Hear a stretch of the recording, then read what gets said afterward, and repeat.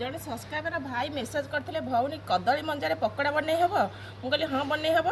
चलतु आज भाई कदली मंजार पकड़ा बनवा चैनल जदि नुआ अच्छा चैनल को सब्सक्राइब करूँ मिनी ब्लॉग को आपण मानक स्वागत। कदली मंजार पकड़ा बनवाई प्रथम कदली मंज को आम काटिदेवा प्रथम गोल गोल करके तार हांगुठे दसी बुले बुले बाहर करदेकी टुकटिक कर काटिदेवा टिकटिक कर काटिदेजी टे लुण पकई मकजीदेवा जहाँफल आउ जो तक दसी थब बाहर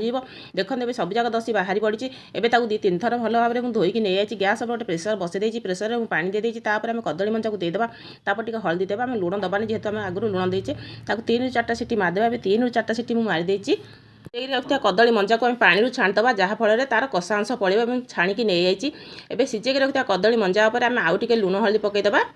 छेचिकी रखि आंब कषिया अदा और रसुण को दबा काटिकी रखा कंचा लंका को दबा आम कॉर्नफ्लोर दबा और गोटे चामच कि 2 चामच बेसन दबा जहाँफल आमर पकोड़ाटा कमलिया हम आम काश्मीरी रेड चिली देदेवा और टेस्ट बढ़ाई टे जीरा देदेवा भल भाव में गोड़ेदेवा 10 ରୁ 20 मिनट रखिदेवा 10 ରୁ 20 मिनट हो जाए गैस पर तेल कर बसई देती तेल कर ताती जाइए पकोड़ा को आम पकईदेवा ए पकोड़ा को पकई नौट पुट करके छाणीबा ए पकोड़ा आमर हो जाए गोटे प्लेट को काढ़ीदेवा। सब्सक्राइब भाई आपड़ कहते पकोड़ा बनवाई मु पकोड़ा बनई